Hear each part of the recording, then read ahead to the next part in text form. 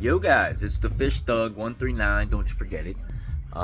It's Saturday, watching the snow, and also watching my tank 2.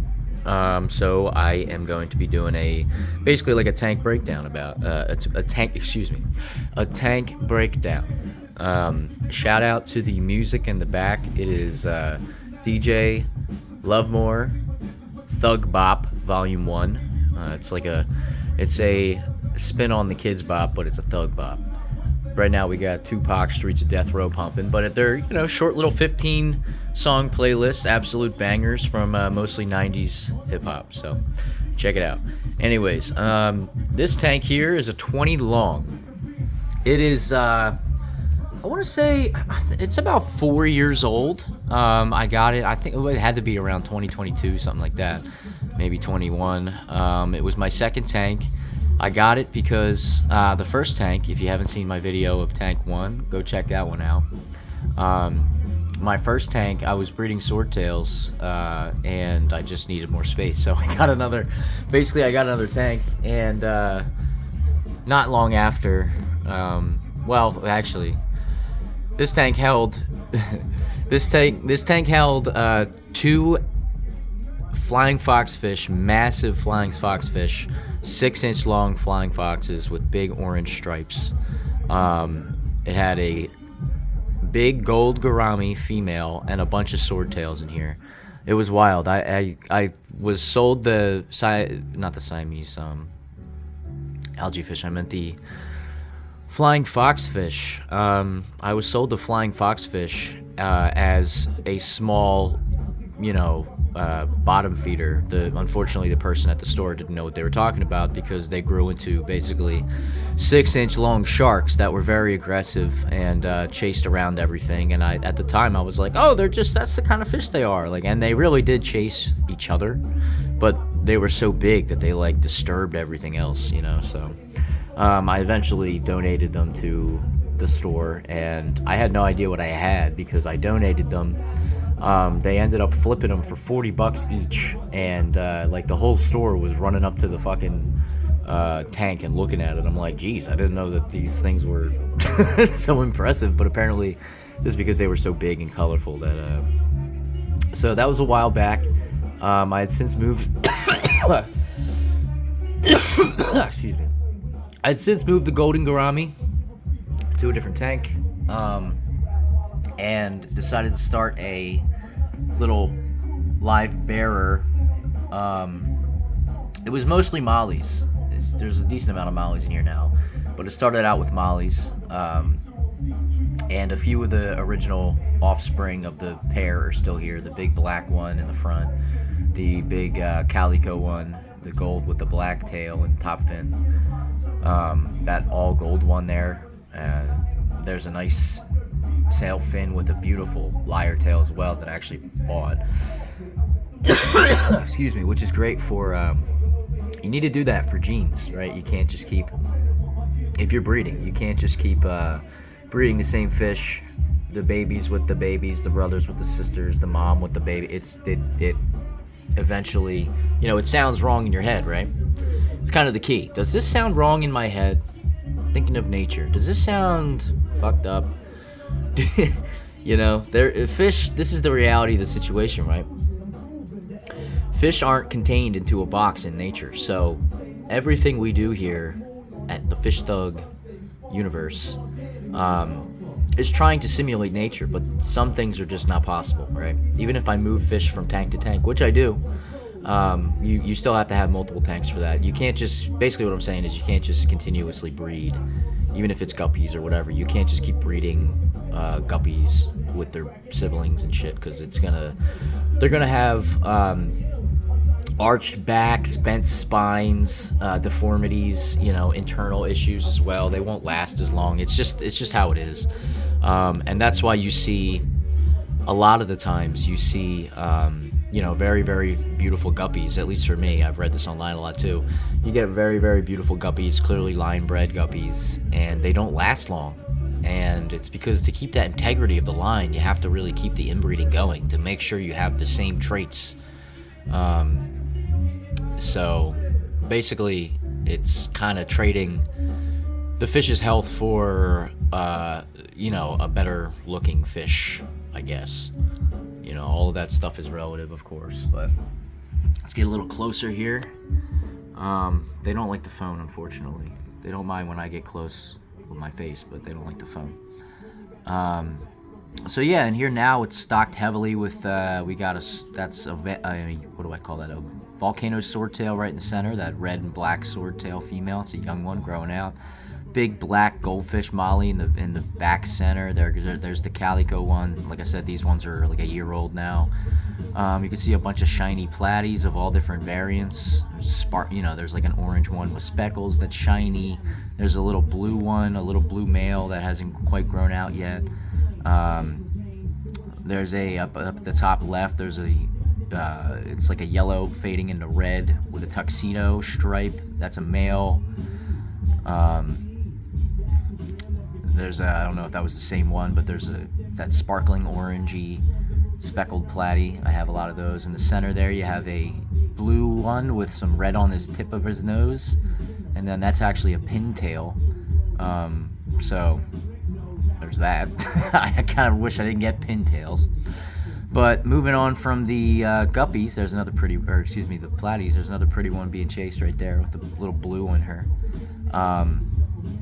So yeah, plenty of platies, plenty of variety in the platies, and that's because when I bought my platies, I bought a whole bunch of different types of platies. The store that I went to, they have lots of different live bears, which is good because you know what I'm doing, right? What I'm doing here is taking these fish that are bred for the colors that they have, potentially ruining the integrity of the line a little bit,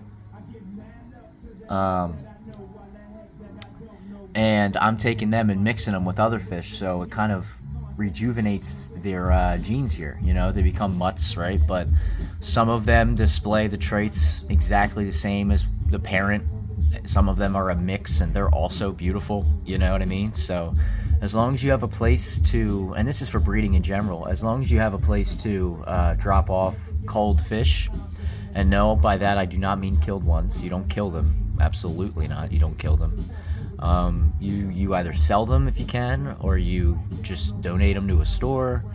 And if you can't do that, you don't breed fish. You don't get live bears, because this is how it works, guys. Honestly, live bear, in order to get fish to be as healthy as they can be, they should be breeding, because if they're breeding, that means they don't have to worry about outside factors such as stress, getting food, predators, you know, that sort of thing. And it's your job to make sure that they don't have to worry about that. So if they're not worried about that, if they're relaxed, calm, fed, they'll be putting their energy into breeding, because they don't waste it on all those other things that I mentioned. So that's how live bears are. And if you don't have a place to, you know, cull, as I say, the babies that they're going to produce, if they're being treated well, don't get live bears. It's that simple. Get maybe tetras or a betta fish or something like that. Live bears require a lot of vigilance, because you have to monitor how many males and females you have. You have too many males, they're just going to start killing the females and then killing themselves. You have to watch out for, sometimes you get a pregnant one that's being chased by multiple males, and that just stresses her out and it kills the whole, you know, everything, really. It's a shame. All right, anyway, moving aside from that, as you can see, I got some honey gourami in here, some cutie pie honey gouramis. There's one right there looking at the screen. There's one above it, that's a male above it, up in the moneywort nest that I have going on here. There's 5 of them in here. I actually this tank over here that I'll explain at some point down the line. I had them breed already. 3 of these are the offspring, and 2 of them are the parents. I had them breed over there in that smaller tank, and then I moved them back in here. There's a bunch of babies over there. I've been selling them slowly. So these 5 I'm gonna keep in here. They just kind of chill up in the money wart, come out, check things out. There's one right there in the middle. They're very calm. You can tell by their coloring. They even blow bubble nests, which indicates breeding, obviously breeding behavior, which indicates that they are comfortable enough, fed enough, healthy enough to put energy towards something that's not essential for survival, right? So it's a good indicator. So yeah, they all hang up there. They're all adults now, so I don't have to worry about like, oh, they're babies. Eventually, they might start, fighting or something. It's a good spread. It's two males and 3 females, and yeah, they hang up here sometimes. Actually, there's one right here now. I'll thin that guppy grass in the back right, that big clump. I'll thin that out, and sometimes they'll kind of nest up there for a bit. But I do have to keep it dense because that's where all of the live bear, young fry. Let's see if there's some. There's some right up there. A little young red platy. I don't know if you can see the little dots moving around, but that's fry of all different types up there. There's a few guppies in here. A few decent looking guppy endler hybrids. There's a nice orange and blue kind of endler hybrid one. Let's see, where's some more gups? Where the gups at? Oh, there's one back there. There's a couple back there. There's one up here. This is like an endler type. Cool tail there. And there's a female that's chasing around. There's a gup right here. What is that? Looks like a blonde endler mix, if I had to guess, but yeah, so a few gups. There's the cleanup crew, one of the members of the cleanup crew, a beautiful sterbai corridora. There's a big Gilbert, which is a female. Gilbert is a female green corridora with one eyeball. It's a lot of baggage, but she's a beautiful fish. She's been around for a long time. Some mollies back there, some platies. So yeah, you pretty much get the picture. This tank is a live bear haven. There's some guppy grass in the top right. There's some Amazon swords from the tank that I showed previously that I put in here. There's some Java fern. There is this big mat of moneywort up here. And let me show you a upward view. There's water spangle up here. A ton of water spangle. It's a little thing. This is my little farm of water spangle. All I do is let all this stuff in the back here, leave that alone unless unfortunately it's a little mangled now because I was pulling out some guppy grass yesterday, but it'll link back up, and that's how they're breeding or whatever. So there's a little patch of babies up there. So I just kind of take this layer here every day or two and put it elsewhere, and it just continues. It grows back, you know what I mean? So this stuff is great for just like taking out, clearing out your water, absorbing extra nutrients and stuff like that out of the water.